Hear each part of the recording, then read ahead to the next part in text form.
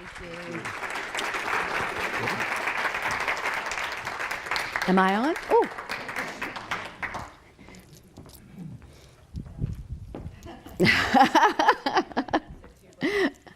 I'll walk around. Well, I cannot tell you how excited I am to be here. This is just amazing. I won't probably stay behind that podium. One of the things about dying and coming back is you have all this energy, and I have to expend it somewhere. So I'll move. So try to follow. As Gary said, my tie to here is so special. It actually started a little bit before that. And but first and foremost, I'd like to thank the ARE for taking a chance on me, for having me here, and I'm so grateful. And thank you for mentioning by name the people who've been near and dear to helping move things along, and I'm just so grateful to each and every one of you. You have no idea, and I'm here to help. That's why I'm here. I'm here to serve. So I shall say to you, because it is St. Patrick's Day, Kona se taetu, and you would say back to me, Gohanawa fud. And that's, how are you? And I'm great. I'm great. I have to say I'm thrilled not to be in Ireland today. St. Patrick's Day is of course a huge event there, and when speaking to my children on the phone and then, Mommy, we're at the parade and it was great and all this, and whoo, I'm so grateful to be here and for you having me here on this day that I don't have to be there for that. I've been there for all of them and they've been wonderful, but it's a bit of a fiasco. You know, you see how they do it here, you should see it in Ireland. It's pretty incredible. So I'm, for multiple reasons, just so thrilled. Gary and Janice having me in your home, it's been great. So many familiar faces that I know so much about now. I've had the opportunity to do some great readings and sessions with so many people in here, and what a blessing. What an absolute blessing. So, for me, it all started a really long time ago. And as Gary said, my journey, I got tickled when you said my journey began in September. I'm like, oh, another one began in September.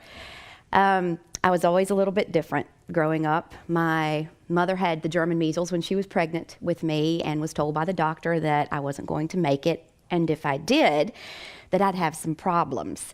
And that's still debatable. But my father during this time had a visit, and it was what he described as a celestial visit, and it wasn't a dream or a vision. He had an actual visit. And something, being, came and said to him, you know what? She's going to be okay, and it is going to be a she. And not only is she going to be okay, she's going to be a little bit different than you expect. And she's going to have some very interesting gifts, and she's going to be here to serve. And so, happy with that, my father was thrilled until he realized a couple of years later what those gifts entailed. And so it all began there. When I was a child, my grandfather, who would have been my mother's father, was from Kentucky. And Judge, we called him affectionately, and I think that was also a nickname at some stage for our Edgar Casey. And so Judge, as my grandfather was called, would always come, and he would sit with me, and he would tell me these wonderful stories, and he was telling me and preparing me for what I was going to do in the future, sharing with me things about the world. I had a really keen interest in the human body from a very early age because he was a surgeon. And he would share these things with me, explaining the importance of how the human body worked and that there was an energetic or a different type of body involved. And I would listen, and I'd go and I'd report, and I'd tell my mother, and she'd smile, kind of, the monkey with the cymbals, because my grandfather was dead. And it took a really long time for me to realize that he wasn't a real person. So when people go, isn't it strange for you to talk to dead people? And I'm going, well, from the time I was very small, I really didn't know the difference because I spent so much time, he was my confidant, he was my teacher. And it took me, and that kind of, what do you mean he's not, what do you mean he's dead? And he was my best friend. And so growing up, he would help usher me through these unusual events that would take place because from early on, I began having these dreams. And I would go to sleep and I'd have these dreams, and these dreams would come true. And then it started happening when I was awake. And my parents got kind of accustomed to me going, oh, you know your friend John Doe, well, he's going to die tomorrow, which was a little disconcerting, as you can imagine. I have real sympathy for my parents now. It's funny because both of my little girls do it, and luckily for them, I'm like, okay, I can handle this. I've been through this before. But my parents, my father particularly being a minister, it was okay when he had this visit, this celestial being who came in, because he could put that in the box. He could make that go into the Southern Baptist box if he went deep enough, and he said, okay, well, angel, could be an angel, we're okay with angels. And he was all right with that. But when I started helping him early on write eulogies for people as they dictated, he began to realize, something's a little strange here. And you know what, honey? Even Jesus couldn't heal everybody. We need to keep this in our family. Let's just keep this to ourselves. And so I learned early on not to share. And so I walked through my childhood and my teenage years telling very few people about this. My mother, she was very proud of it because it was coming from her father, it turns out. And so I had an unusual childhood that way. Now, by the time I reached college, I was utilizing this amazing gift of being able to see things on the other side and dream things and watch them happen to predict basketball scores at my college. I was a cheerleader, and we would go and I would write down the scores and stick them in an envelope, put them in my underwear drawer. We'd go cheer at the game, come back, open a beer, open the envelope, and it was the score. That's the extent of how I was serving mankind. So, on the 14th of December, 1991, something that I had set up in spirit for myself, probably knowing myself all too well, that if I had reached that age and wasn't utilizing my gifts, I needed a little, now it couldn't come in the form of a message or a little nudge. I had to have a big, giant car accident.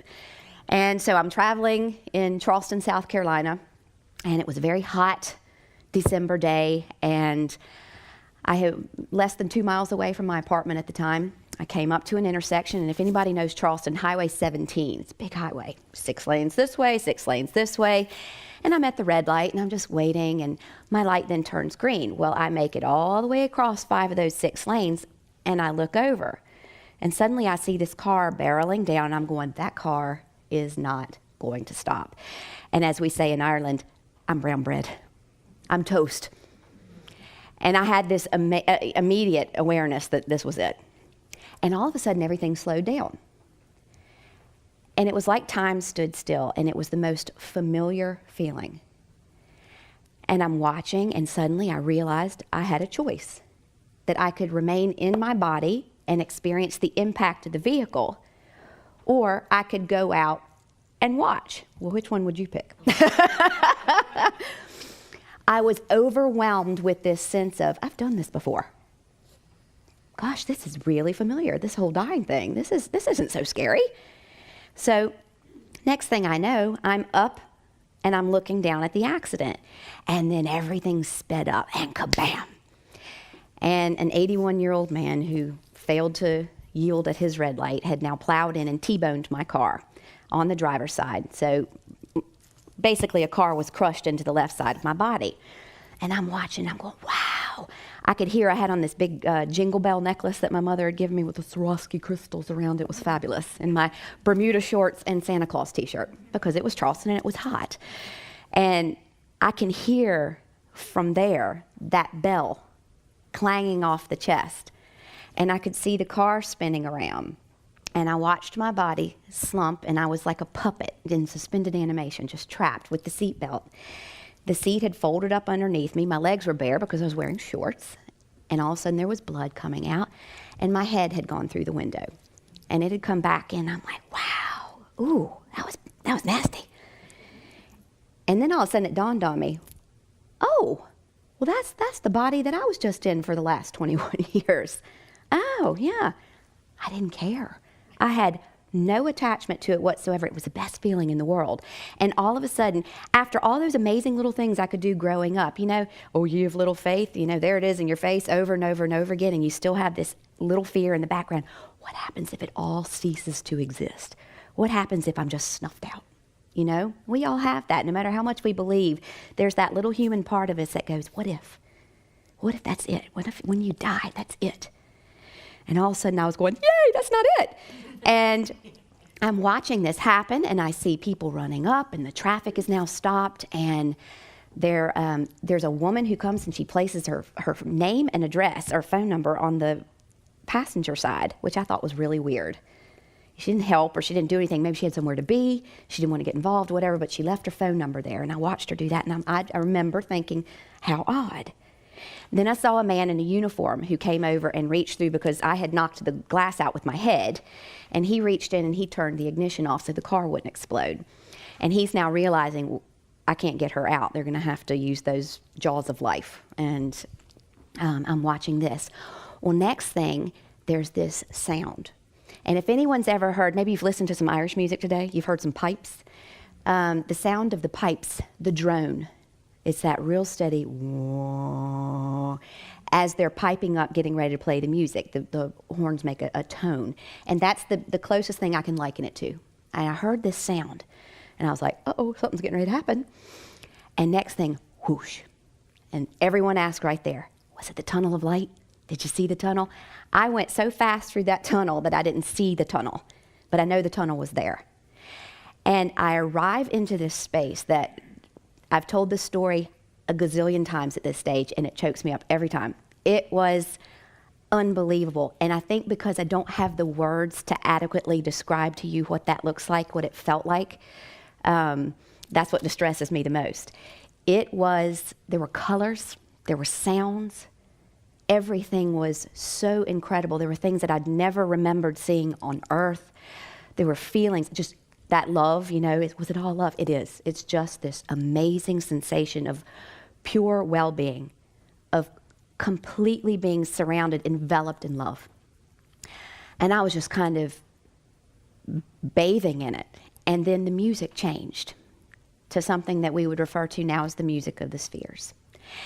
And the vibration had sped up. And I've come to know in many years, of studying this now and understanding and having more experiences, that the increase in the vibration as the soul is leaving the body, as it's leaving that dense earthly plane, that the frequencies and the vibrations of the actual spiritual being speed up in order to go back and match its original surroundings. And that's when the music changed. And it was incredible. It was absolutely incredible. It's something I look forward to. I'm not homesick, but I look forward to hearing that again. And I'm there, and next thing I see the atmosphere begin to change, and these two beings step forward. And have you ever been out somewhere like in the grocery store and somebody you know really well, but you forgot their name? Has that ever happened to anybody? It just slipped. And they're stepping forward, and I looked, and I was like, I know you. And they're just smiling. And I'm like, where do I know you? And then all of a sudden, boom, these were my guardians. And this, of course, in my existence here in the 21 years on earth as the daughter of a Southern Baptist minister, was a new concept. And I'm like, wow, you've been with me all along.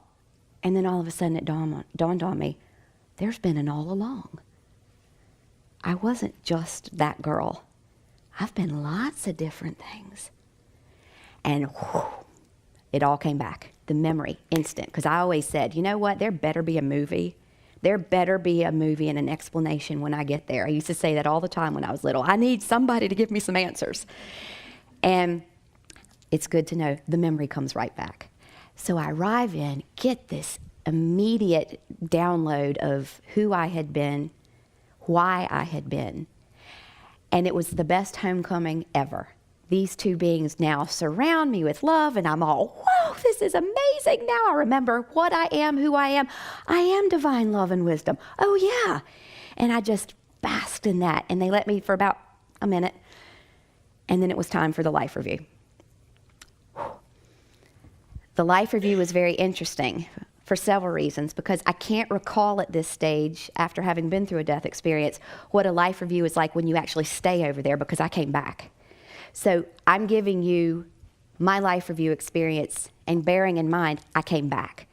So keep the perspective there, because I can't stand here and profess to say to you, I know what it's like, or that it's exactly the same way for someone who stays over. This is what it was like for me. I start watching kind of in 360 Technicolor in the atmosphere around me, all of the events of my life unfold. And it was incredible. The great decisions that I had made, the contributions that I had made, the little small things that I'd done to make somebody's day, and then there were the things where I hadn't used great judgment. And the one thing that really sticks out, that just tickles me and shows me that the universe has this incredible sense of humor, is they were these cringeworthy moments, absolutely, where you knew what was coming. And if I have to tell you that there was any kind of experience or any kind of negative aspect of the experience, that was it, and it's not even negative. It's that kind of, ooh, I see what's coming up, and I know what I did there. And you're looking around, well, who's judging this? That, I was taught my whole life that somebody was going to be judging. So, and I'm looking, and it's still just me and my cheerleaders, my guardians. And I'm like, wait a minute, this isn't how I was taught this works. So it was completely opposite of what I'd been raised to believe. So if I was delusional, or if I were having some kind of weird, in-body experience, I would at least have thought that it would match in some way my upbringing. And so far, no, no, no, and no.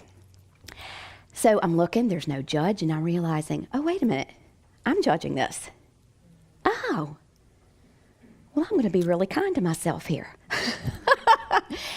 And I'm seeing these experiences take place, and the feeling that I'm having is one of empathy for me in the decisions that I made with the tools that I had at the time, and for the other person who's experiencing my lack of judgment at the time, or what we might consider hurtful behaviors.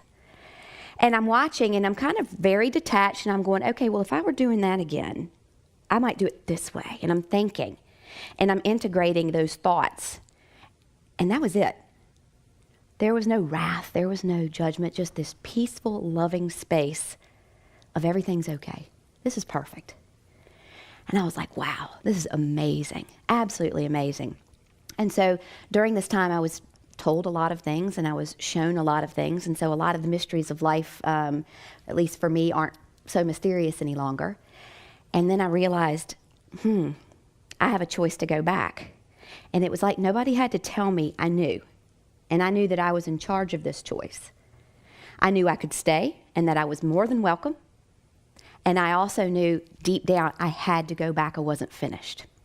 And the very second that I made that decision, these guardians explained to me, you're going to go back and you're going to be a little different. I'm like, are you kidding me? A little different? Did you not just see that whole thing? I've already been a little bit different. Oh, you're really going to be different. I was like, okay, So I made a deal. And at that very moment, in agreement to going back and to doing this work, there were a couple of things. First of all, I asked, and it was really the only thing I asked, I cannot go back and care what anybody else thinks of me. I like you, and I hope you like me. But if you don't like me, I'm not worried about it. And it's the only way to be able to work at this level, because you're going to come out with some things, and you're going to have to be very blunt with people when you're trying to help them discover their own path. When you're saying to someone that I need you to take responsibility for your health, I'm going to give you these tools, I'm going to help you with this, but you've got to run with this. And that hurts some people's feelings, because despite what you believe, a whole lot of people actually don't want to be well. I've learned that after many years of being a doctor. And so that was number one. I can't care what they think about me. And the other thing was, I need you to promise that in whatever way, shape, or form that you can show me that you're there, a little bit of guidance. I just need to know. I need to know you're there with me. And they have never, ever let me down. And I mean in some of these strangest situations, as in walking to a grocery store and a man walks out with a twinkle in his eye and he goes, I know where you've been. I'm like, I'm just here to get the Cheerios, And he goes, I'm just here to let you know everything's okay. And this happens to me all the time. And it is just, it's It's wonderful. You never get tired of it, and it never gets old. And I am so grateful every single time it happens. And I have found that I also love being that in somebody else's life. I love being that catalyst that steps in and goes, guess what? They're watching. You're supported. You're loved. And they're here just to let you know that everything's okay. And watching somebody's face change, that feeling, is reminiscent for me of those signposts that they promised that they would give me and have always come through with. So the sounds came back. That drone began to set in again, and I realized I was going back in. And I wasn't quite sure, and I won't lie to you and say to you, I knew exactly what I was coming back in with. I knew that I was going to have some different gifts and different abilities. And for me, I'm like, gosh, I'm already talking to dead people. I already know when something's going to happen, and then it'll happen. And I didn't realize the healing aspect of this. And so the drone comes in, and I come back in at breakneck speed, breaking my neck. And when they finally got me out of the car and I was in the pavement, I didn't realize at the time that my neck was broken. And I didn't know that my spine now looked like a backward C from where the car had hit me on the side. And I didn't realize at 21 the little struggle that was getting ready to come my way physically. And I didn't realize how necessary it was either, because I am an empath. And the way that I communicate with the world around me is through feeling. And for me, the way that I best know how you're feeling is to actually have that feeling. Some people go, oh God, that must be dreadful. You know what? Sometimes it is. And you have to learn how to accept that, deal with it, sit with it, and not become it. Be in it, but not of it. And it can be an extremely wonderful and valuable tool. So it's not something that I would wish away. It's not something that I wish, because my publisher said to me once, he goes, my God, what is it with you healers? You're sick all the time. And I'm like, that's how I know the world around me. So in I go, boom, body's broken, and I have a boyfriend at the time. And my boyfriend is scared to death because, I've just had this near-death accident here, and so he asked me to marry him. And because I'm 21 and I was in the South and had graduated college, that's what you do. I said yes when he asked. So I'm standing, receiving this marriage proposal going, what are you doing? What are you doing? What are you doing? What are you doing? What are you doing? This isn't what you agreed to. What are you doing? What are you doing? You know what? I'm going to do it anyway. It'll be all right. It'll all work out. So the next month, I spent a lot of time rehabilitating my body, trying to learn to walk properly again. I'd lost my hearing in the left ear for 20 years, detached my retina again, broken neck, ribs, you name it, I've had it. I have had all of it. And then Judge, who hadn't been visible during this time, suddenly starts reappearing. And that's what happens, because sometimes when we get off path, we're like, oh my gosh, I'm all alone. They've left me. Nobody's there for me. Well, maybe it's because we're not paying attention. And Judge had never left me. I couldn't hear Judge. I couldn't see Judge because I was so involved in me and predicting basketball scores in college that I wasn't hearing or feeling him any longer. As a child, pure innocence, pure joy, and I listened and accepted everything that he said. All of a sudden, Judge is back. And Judge says, guess what you're going to do? And I said, what? And he goes, you're going back to school. Oh, no, I am not. I had just graduated from 4 years of college, and it weren't easy, Bear in mind, I'm having dreams all the time about people dying. Now I'm a little bit older. I'm a little bit more self-conscious. And so I became an insomniac during college because I hated going to sleep because of what was going to happen. I didn't want the information. I didn't want to know when people were going to die. And the one deal he had made with me early on was that I would know when my mother would die, my father would die, because those two upset me the most. I hated the idea of waiting to know when my parents were going to pass and when was I going to die. So I already knew those things, those three. And he goes, you're going to have to go back and learn the human body. And I'm like, I just got out of 4 years of college. You're going back, and I want you to go to chiropractic school. And I'm going, but you went to medical school. And he goes, I understand, but the world has changed. Medicine has changed. And I need you to go somewhere where you learn a vitalistic philosophy of life, that you're not just a meat wagon, that there's something involved here with the spiritual element, the emotional element, the physical element, and I need you to understand and appreciate people for who and what they really are. The spiritual beings who are taking on a body, incarnating, that you are here to help guide. I need you to understand that inside and out. Okay? So now I'm calling up my parents, and you can only imagine they've just paid for 4 years of college. Hey, Mom and Dad, guess what? Now remember, I almost just died too. It's a lot to digest as a parent. I've decided to go back to chiropractic school, and it was dead silent, you know. And I'm going, well, I'm paying for it. You know, I'm getting the loans and all. Oh, we're delighted. That's wonderful. Isn't that great? And I was like, oh my gosh.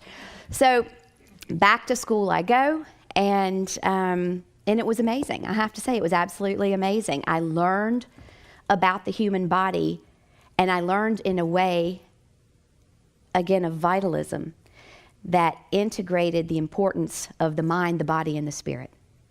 And it wasn't just, oh, well, this hurts. Well, let's medicate it or take it out. That didn't work for me. And that vitalistic philosophy taught me a great respect for the human vehicle.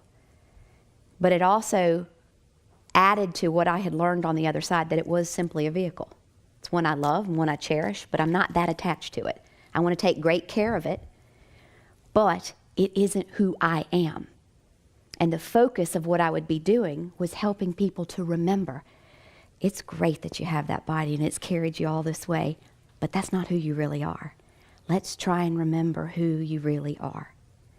Because who you really are hasn't just been that body either. You've been lots of other people. Whew. So I'm in college, and I guess I was about into my last year, and you can only imagine, poor as a church mouse. I'm working my way through school. I am married, and my husband worked a part-time job. I worked 2 jobs and went to school full-time, and things didn't go so well there. We began to grow apart. You know, it's not the easiest marriage to keep together when you're like, well, is she cheating on you? Well, do dead people count, you know? You know, when she leaves in the middle of the night and she goes to the hospital, you know, it's a little bit unnerving. And I really actually felt terribly sorry for him because he had no idea what he had signed up for. I mean, can you only imagine? He wakes up, and probably one of the most horrific experiences for him and one of the funniest for me was I was actually coming out of the body because I was always adept at astral projection. And he woke up and saw it. And this blood-curdling woman scream came out of his mouth. And I remember slamming back in, and the look on his face, and he's like, I'm out. I can't do this anymore. And I'm like, you know what? I'm with you. I get it. And we had just grown our separate ways.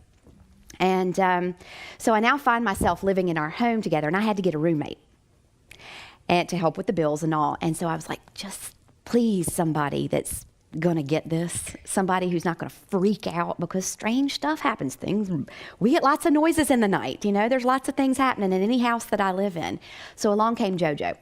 And JoJo was a good friend of mine from school, and he was just wide open. He was one of these guys, he'd be really fat this week, and then he'd fast, and he's real skinny this next week, and he'd try anything. He was just a great character.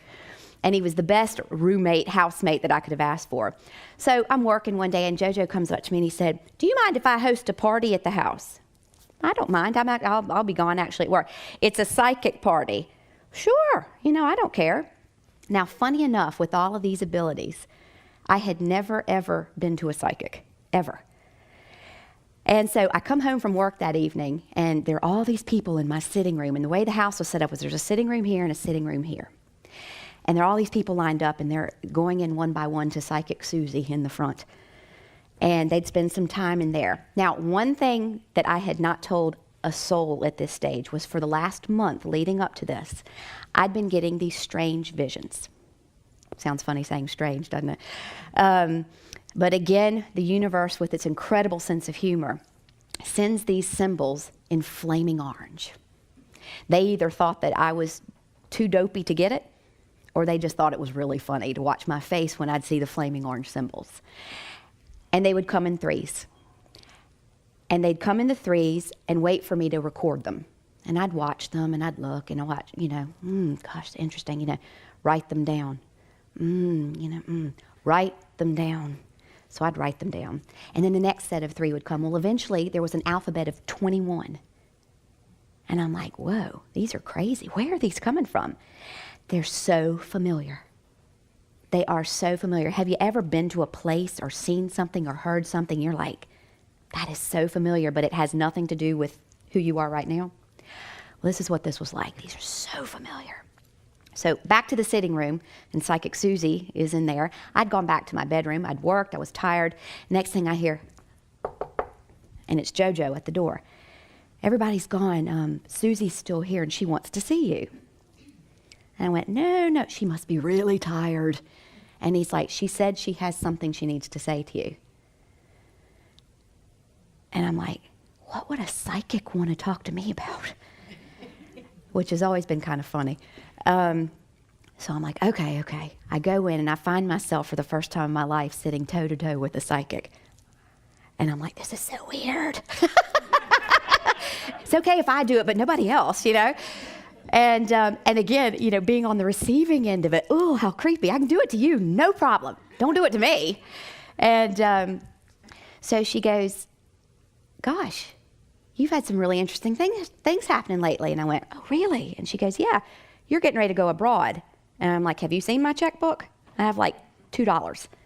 She goes, you're getting ready to go abroad, and it's going to, oh, hold on a second. I see a light switch. That's my symbol for a destiny change. You've had a destiny change. You've been seeing something. Symbols. Have you been seeing symbols? A series of symbols? And I'm going, now she had my attention, And I'm like, yeah, I have. And she goes, these are your light switch. This is the next leg of your journey. And something about this trip abroad is going to bring all that together for you. And I'm like, oh, doesn't that sound lovely? I have $2 in my bank account. Well, a group of students had come over from Bournemouth, England, group of chiropractic students, and visited our school. And I got really friendly. And I happened to be the president of the student body at that time. And they invited me to come and speak at their school to talk about chiropractic philosophy.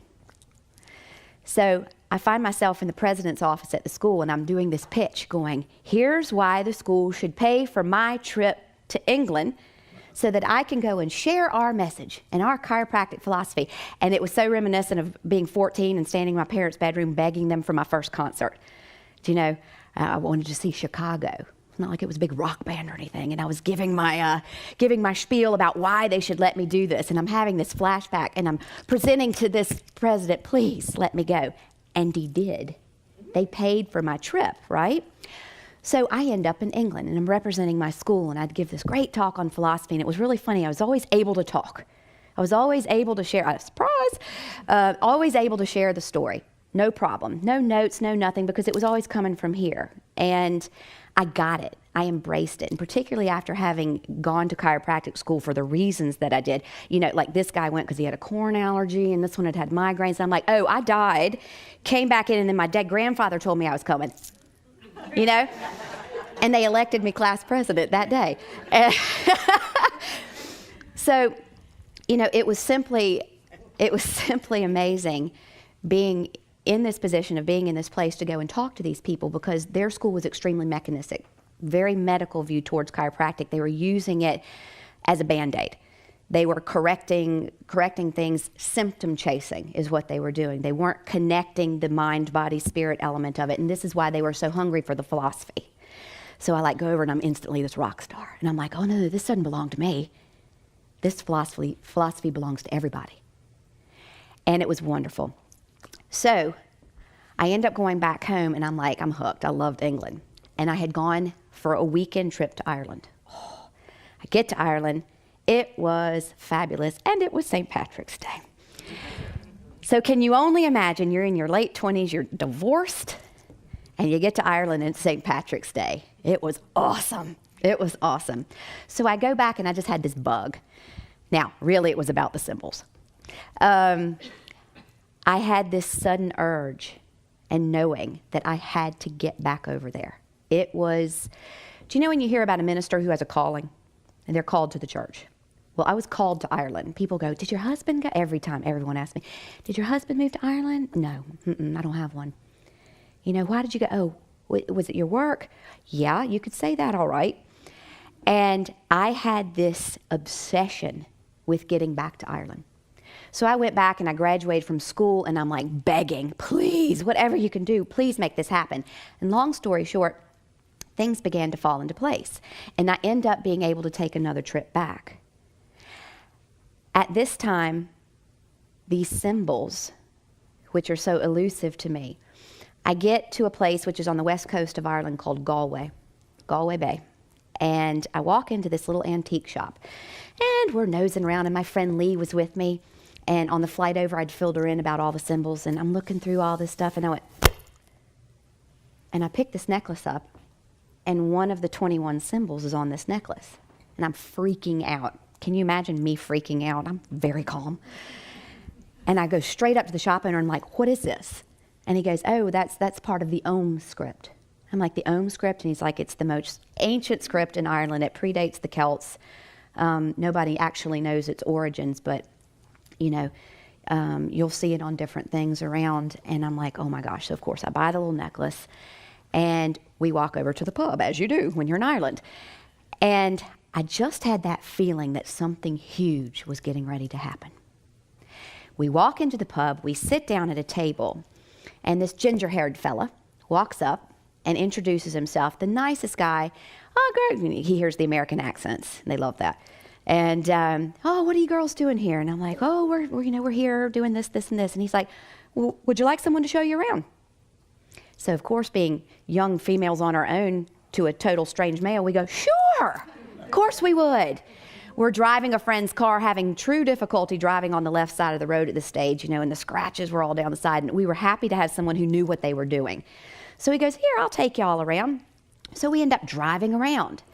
And we get to this little village a day or two into the trip called Lisdoonvarna. And we've now met Brian, and Brian's met us, and we're great friends. And we're having a ball, and we're sitting at a picnic table, and Brian had nipped into a shop, and then he comes back out, and he pulls me aside, and he goes, this has been really special for me. This has been really fun. And I just wanted to give you something to remember me by and to remember Ireland by. So he hands me this little silver ring, and it's got a twisted kind of Celtic design on it. I'm like, oh, Brian, that's so sweet. And I take the ring, and I look, and guess what's on there? One of the symbols. And I'm like, where'd you get this? And he goes, oh, if you don't like it, now, where'd you get the ring? And he's like, in the shop over there. So I go tearing into the shop, and there's a tray where there's about 30 more rings. And I start going through the rings. Not a single ring had a symbol on it, except for the one that he had purchased and given to me. And I'm going, bing, bing, bing, bing. So he's kind of going, okay, you know what? What's going on here? You're really being strange. So I go, okay, let me tell you what's going on. And I explain to him who I really am, what I'm really doing, what I'm chasing. And he goes, oh my gosh, girls, get your stuff together. We're out of here. So he throws us into the car. We're on the west coast of Ireland, and it's 6-ish in the evening. And remember, it's summertime in Ireland, and it stays light till almost midnight there, which is the really neat part of summer in Ireland. Now, when it gets dark at 3 o'clock in the winter, that kind of stinks, but the summertime's really great.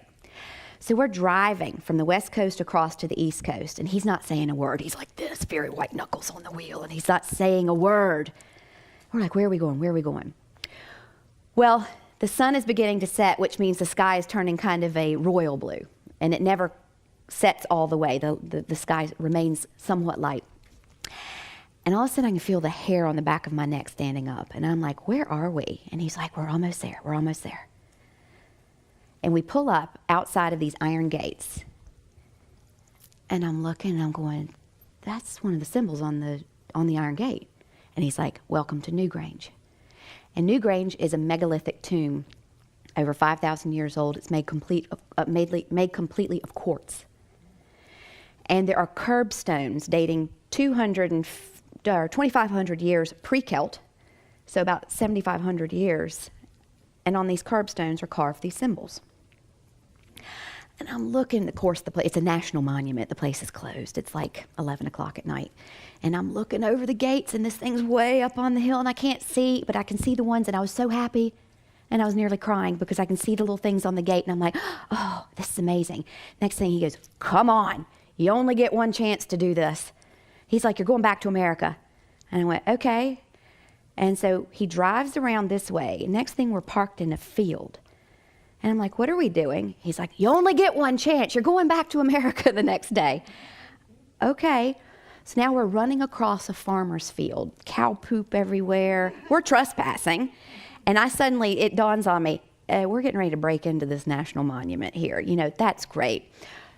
Newly graduated doctor, jailed for breaking into National Irish Monument. I can see it now. But he's like, come on, you got to do this. So we hop the fence. We go in, and I'm just standing there. And you want to talk about the music? Oh, it should have been like this. I stood and just wept. And I was like, I'm home. And it was that instantaneous knowing that I'd been there before, that I'd be going back there again, and that it was part of the next leg of my journey. That moment, and probably some of you have had that, where you just know what you're doing is the right thing. We've all had that feeling when we know what we're doing is the wrong thing. But that aha moment of being so on target, so on track. And I was having that moment right then. And I was like, this is it. I'm here. Now, all of the symbols weren't there, maybe 6. And what I've come to find out is these symbols actually belong to an ancient alphabet called Goet. And the Goet is a pre-Atlantean alphabet. And long story short, I ended up moving back to Ireland and buying a practice there in the town of Athlone, which is right in the center. And everything just kind of fell into place there. After I'd moved to Ireland, I ended up going to a lecture. A friend of mine had said, oh, this guy's coming over from America, and he's talking about Gnostic principles and all this kind of stuff. It's right up your alley. You'd love it. Let's just go. Okay, so we go. It's in Galway, and it's in a little back alley apartment, and there's about 10 people at this seminar, and we get there late. And we walk in, and we sit down, and he's kind of looking, and he knew that 2 other doctors were coming in, and he's kind of looking at me, and I'm like, we're sorry, we're late, And he'd already gone through a good portion of the beginning of the workshop, and we missed that, and he was trying to kind of bring us up to speed, and he gets to this story. And he flips the chart over, and there sit the first 3 symbols that I had spent all of this time chasing. And I'm looking, and now I'm like, as he said, a deer in headlights. And I'm staring at this chart, and I'm going, I know these, and I know all of their little friends. There's a whole nother portion of this alphabet. And he sees my face when I see this, and he's immediately thinking, oh, she's a skeptic. Well, you know what? I'll go up to her during the break, get her thoughts, and thank her for coming, and tell her that she's free to leave, and that's okay. Refund the money, and it'll all be fine. And what he doesn't realize is that these symbols and the story that he is describing have now triggered a memory that I hadn't thought about for a very long time, which happened here in Virginia Beach when I was 4 years old. So this is where my real story starts. My parents came on vacation here to Virginia Beach, and it was at a time, if any of you are long-termers in this area, do you remember when the beaches were dwindling and they were blasting sand in? This was during that time. And I was 4, my brother would have been 9. And we tried a bunch of different hotels because my father was notorious for never booking a hotel. We would chance it. And we're driving to all these hotels, no room in the inn, no room. And we finally get to one where there is a room. And my parents are like, don't go anywhere. We're unpacking the car, don't move. And I'm 4 years old, so of course, what am I going to do? They're blasting sand on the beach, and it was nighttime and the ocean sounded lovely. And so I took off. And I went down to the beach, and I'm watching, and I'm following the pipes and looking where they were doing all the sand blasting. Next thing, I'm gone. I don't know where the hotel is. I don't know where I am, and I am completely lost.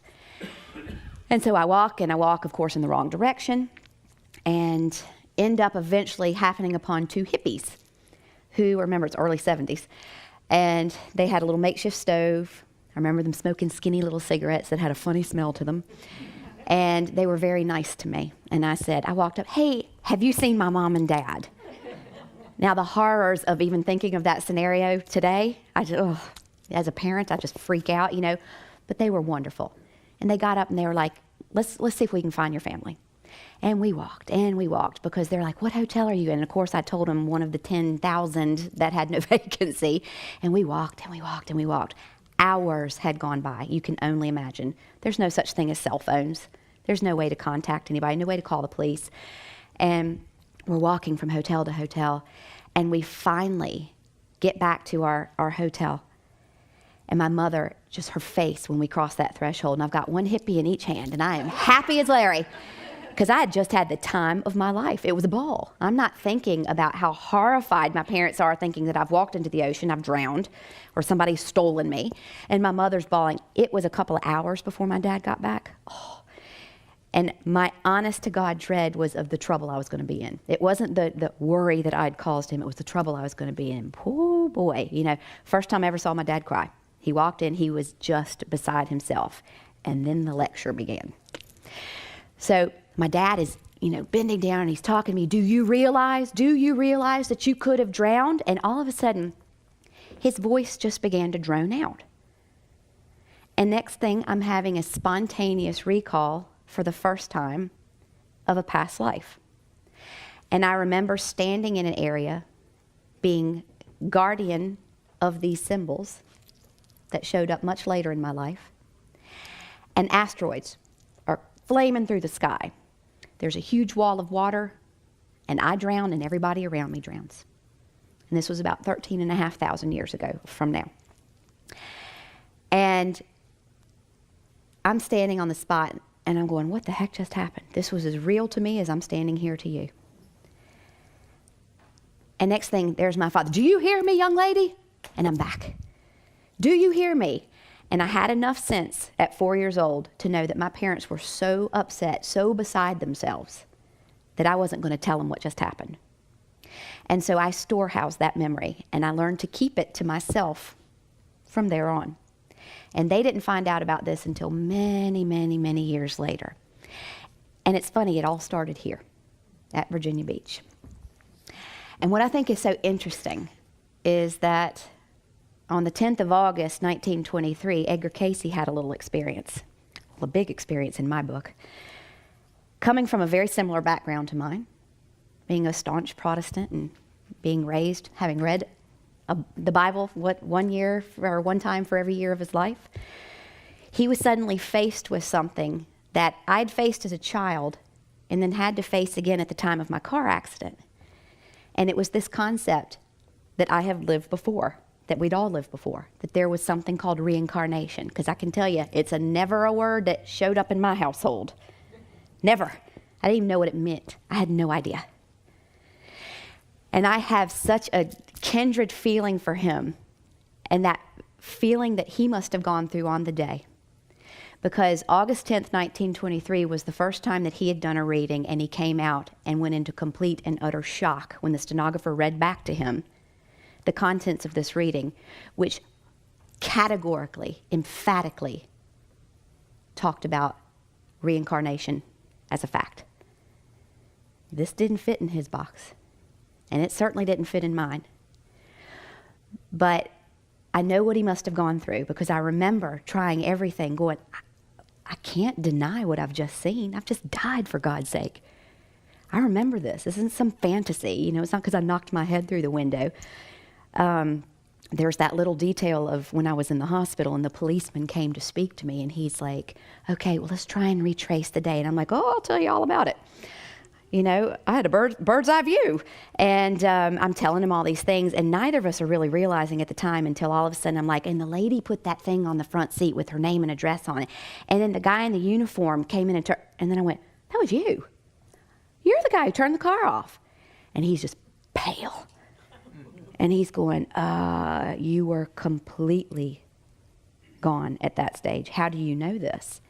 And that's when the penny dropped for both of us, and he just closed up his little notebook, and he walked away, and I never saw him again. But on that day, for me, I had this huge revelation that I had to learn how to integrate into my life. And Edgar Cayce had that same thing happen to him, and people think, wow, this stuff's amazing, and it is. And we've come here to serve, and we have. But picture that moment for him. Growing up in Kentucky, such a staunch Protestant, such a fan of the Bible, following it to the letter. I'm the preacher's daughter. I've grown up with certain understandings of life. And that he faces this moment where he's like, I know this is real. But this has nothing to do with who I am now or who I thought I was. But I have to make it that way. And picture what that must have been like for him. So that happened for me December 14th, 1991. And so I have a real deep connection with him on that level because I know what that must have felt like. And I also have a great connection with him in that Judge, who we talked about, my dead grandfather, grew up in Kentucky. And it turns out that Judge is the one who had this in the family. But nobody knew about it until after he was dead, except my grandmother, who was keeping the cat in the bag until 75 years later, she decided to let it all out. And it turns out that as a young man, Judge was starting to have all of these things happen to him. He was having these things and these visions, and he discovered that he could touch someone and heal them, help them download a hard drive, help them pass over. He had all these strange things happening. And he heard about a man called Edgar Casey. And he went to Lexington, Kentucky to meet him and to talk to him. And it was Edgar Casey who told Judge, you're okay. You're not alone. I don't know how many of us there are, but you aren't alone. That's why this place is so special to me, because Judge then came and he played that role for me. That prompting that Edgar Casey gave to Judge as a young man to go, you're okay, this is all right. Yeah, it's a little strange. And it makes me love him even more, having known that he had to change his entire value system, yet he didn't.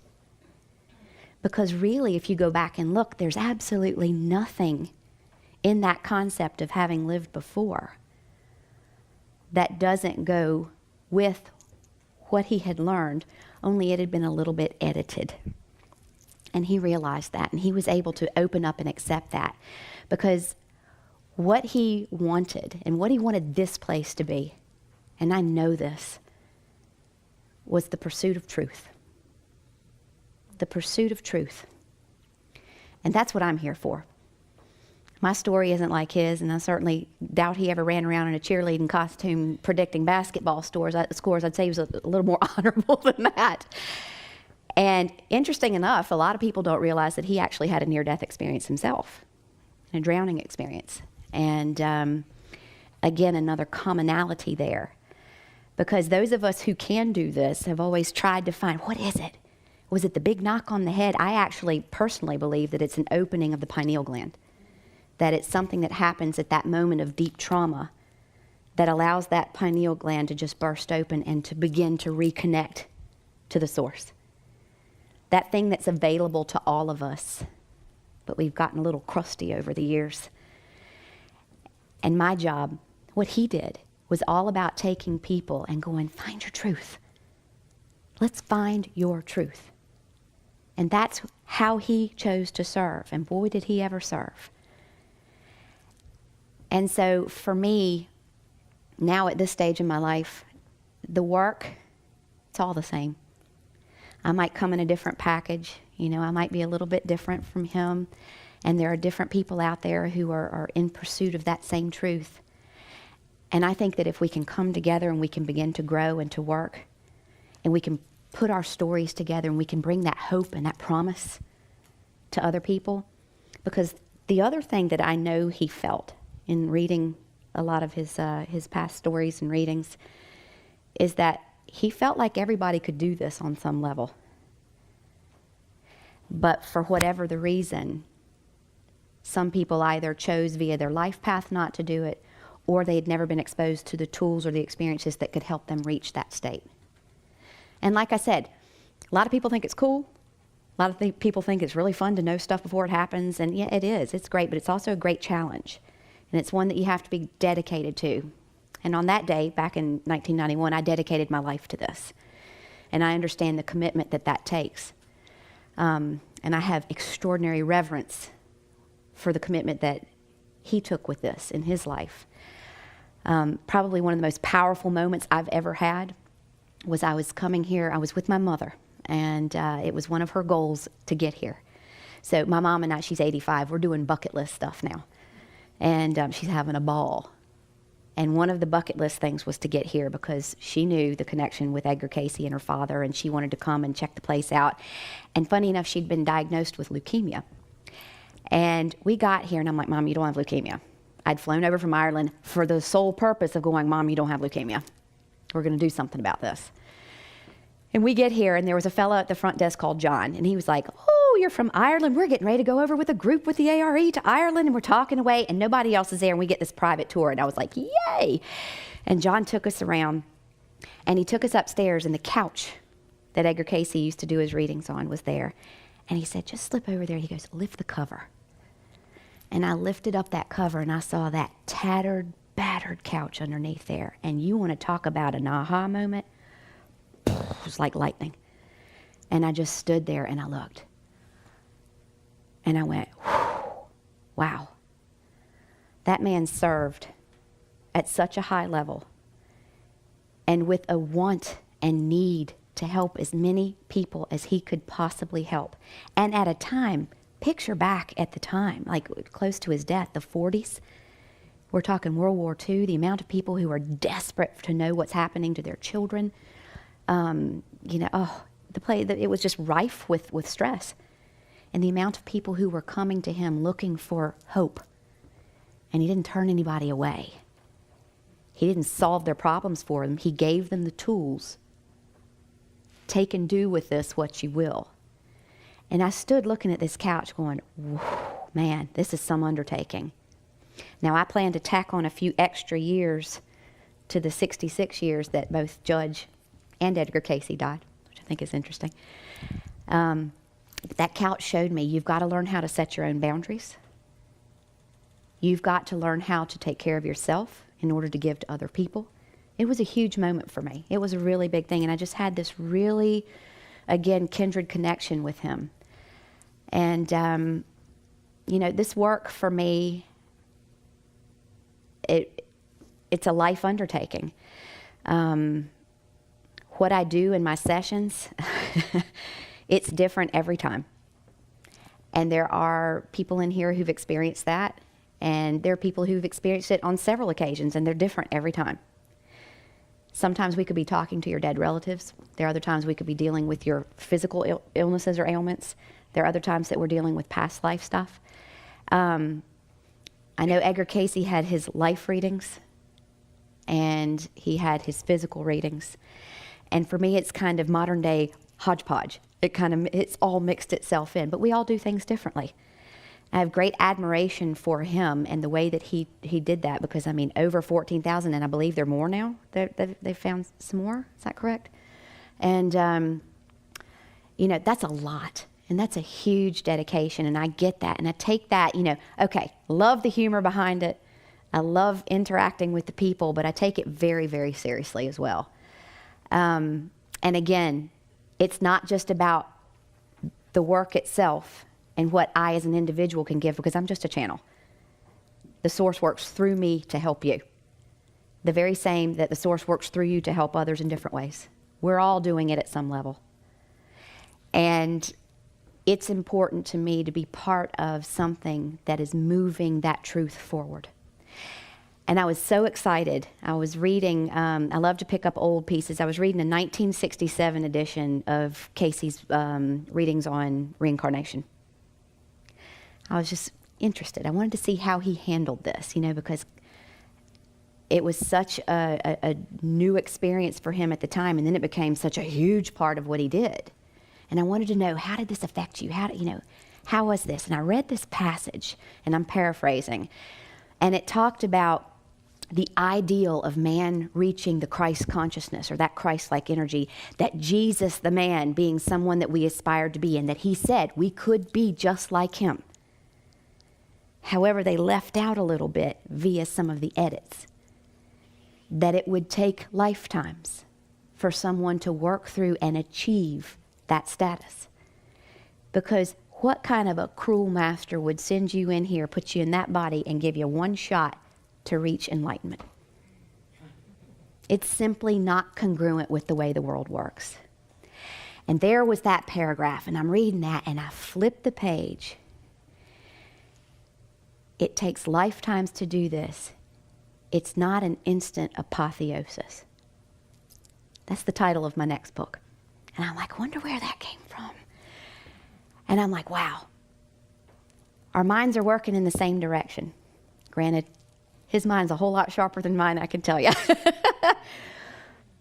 But the objective of what we came here to do, of what we're trying to do, of the energy, the source that we're working with, I think is very parallel. And I'm very honored to be part of that team. And I dedicate myself to helping people discover their own divinity. Because you are what you love, as Swedenborg said. You are what you love, and you love whatever you give your attention to. And if my sole purpose is to teach you to give your attention to the fact that you are divine, that's a life well lived, and I'm happy with that. And so as I stand here today, back here, this is nearly surreal for me. It's something that's come full circle. It's a story that started when I was tiny, and it started here in Virginia Beach. How funny. And I grew up in the mountains on the other side of Virginia. And now I live in Ireland, and I'm speaking to you on Patrick's Day. Is that just bizarre? I go home and I go, wow. We have lots of wow moments. And it's these kinds of things that make me just want to keep going. And I want to keep giving. And I want to learn how to do it better. Because if that man could come in here and say one thing to us, learn how to do it better, more efficiently, where we're working together. Get over your differences, sort that stuff out, and let's get on with this. It's about the work. And the work is you. Don't you get that? That's what he would tell you today. I know it. You are the work. You are divine love and wisdom. You just forgot. And some of us remember it occasionally. But what we're trying to do, the purpose of what we're doing by giving these readings, by trying to help you heal physically, emotionally, spiritually, is to remind you of who and what you really are. And for me, it took dying in a car accident because I was noggin head. And what I want is to bring that same level of awareness to you without you having to die in a car accident. That's what it's all about. That's why we're here to serve. I consider myself now a steward of humanity. And that's what I signed up for, and that is what I'm here to do. And I really, really applaud this organization, and I'm sure it's had some tough times. I don't know the histories and the ins and the outs of what's gone on here over the last few decades. I'm sure it's had some tough times like everybody has, but it's still here. That says an awful lot.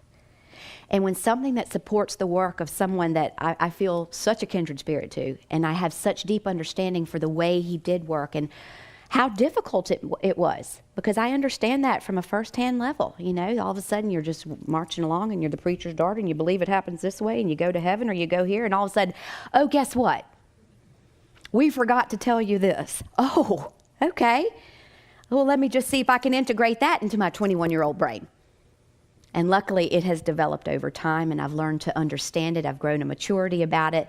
And with the thousands of people I've been so blessed to touch, and they have shared their life stories with me. Do you know how big that is? And I know he considered that a great honor, that people let me step in and be briefly a part of their story. That's just huge.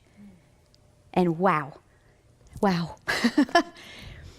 And so if I can be part of something that helps to move that forward, then I'm in. And that's why I'm here. I'm here to remind you that I know he believed that you are divine love and wisdom, or he wouldn't have dedicated his life to this place, to this work. And I stand in front of you now going, the world's a pretty scary place right now. It's a really scary place right now, but there is also so much good. There is so much hope that if we can learn to come together and work with each other and we promote that which we know to be truth. And the one thing that we can hang our hat on is that we are all divine love and wisdom. You might have forgotten it, but I'm going to remind you, and you'll hear this little accent in your ear. Hey, guess what? You're divine love and wisdom, And that's why I came all the way from Ireland on St. Patrick's Day to be here to share that with you. And every time I share it with you, I remind myself, which is a great part of this work too. Every time you let me into your story and I get a history lesson, I've had 3 history lessons today that would knock your socks off, because part of when you're doing a reading and a past life comes up, I'm like, oh my gosh, I had no idea about that. And then you can go and look it up. It's really interesting. It is fascinating. You know, it's one of the perks of the job. It's great. But every time I get to be part of that and somebody lets me into that, it just reminds me, oh yeah, that's the promise that I made. So yes, it started in Virginia, and it took me to South Carolina, and then it took me to Ireland. And most likely it will probably bring me back to Virginia, because it's easy to get to a lot of different places from Virginia. And I'd say that'll be the next stop on my journey. But right now I'm enjoying Ireland. I love it. I am so grateful for the experiences that I've had there. It's been absolutely amazing finding these symbols. And the little end to that story, I forgot to tell you about the guy I met in the back alley who was teaching Dr. Lou Graham is his name. Dr. Lou Graham grew up 20 minutes down the road from me. He played football against my father. Yeah. And we meet in this back alley in Ireland, and he's got these symbols, and he has spent his entire adult career looking for the remainder of the alphabet. I was probably chewing gum, hair up in a ponytail, and I went up, oh, did you know there were other symbols that went with these? And he's like, yeah, I've been in pursuit of those for my entire academic career. Oh, I'm like, well, here. And he's like, what? He went, he authenticated them, and I mean, we've been fast friends ever since. Dr. Lou Graham, that's somebody worth looking up. He's a huge part of this story. And it's been a lifetime of events like that. It's like coming in here and sitting up in the library, and I was doing some research on Arcturus in the Casey readings. And in walks Gary, and we start to chat. And actually, no, we met first in the Egypt group, and then we chatted after that. Yeah, I happened to land here on the day that the Egypt group, which I just love, was having a class. And I was invited to come in, and I did. And I was sitting next to Gary. And you know that when you kind of, I know you. And he's looking at, I know you. And that's what every wife wants to hear. Hey, I met this girl at the Egypt group, and I want you to come meet her, you know. Janice, who was the patience of Job. Okay, we'll do it. And all of these things began to unfold, and the Egypt group was just phenomenal. And it was one of those places where I sat and I looked around me, and I'm like, I know these people. I certainly know this feeling. And the feeling was one of, you are welcome here. You are welcome here. We're open to what you have to share. And we'd love to share what we know with you. That's what I'm talking about. That's what moves us forward. That's what will take this place to the next level. And that's what I experienced here. And it was absolutely amazing. And it's that type of connection that reminds me that pretty much everyone in my life right now is someone that I have known before. I'm having that lifetime.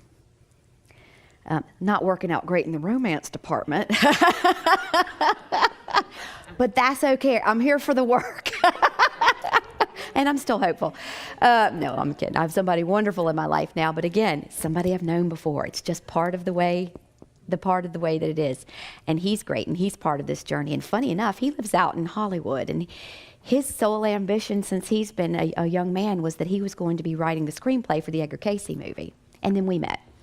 And he's like, oh, where'd you just come from? And I'm like, well, I was just at the ARE. And he was like, get out of town. And this is how it's been happening left, right, and center. And that's when you know you're in the right place at the right time, when all the players are showing up who just want to help. They just want to help. They're not in it for the glory. They're not in it for the ego. They just want to help. And when someone lands into me and they're on the table, first of all, I'm just so grateful that they're there and that they chose me, that they let me in to share that part of the story, and that I can utilize these strange things that I have in some way to help them. It makes me know that it was the right decision to come back here. And I can tell you, other than having the swine flu a couple of weeks ago when I think I would have taken the bus if it had come back for me. I've never regretted a day of being back here, and I certainly have never regretted a day of serving. So I'm just so happy to be here, and I think what we'll do now is answer any questions if you have them.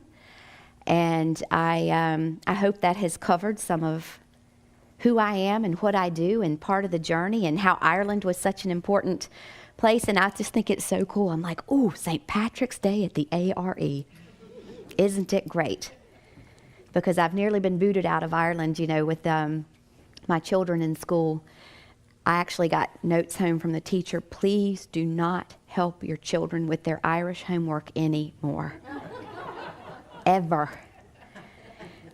And as a girl from Southwest Virginia who lives in Europe, and they all get so tickled at me, we don't speak foreign languages, guys. It just doesn't sound right, you know? And so I will say to you, Gra agus benachti, which means love and blessings in Irish. And if you are going further afield this evening and you're going to raise a pint in honor of dear St. Patrick, you say sláinte, and sláinte means to your health. And I cannot thank you enough from the bottom of my heart for allowing me to be here with you this evening. I know it's bad weather. It's very reminiscent of home for me, and they're like umbrella, forget it. And it means the world to me that you would come and share this evening. And I really would, if you have questions, please ask, because there's a million things. I'm used to speaking for hours and hours and hours on end, so I keep watching that clock.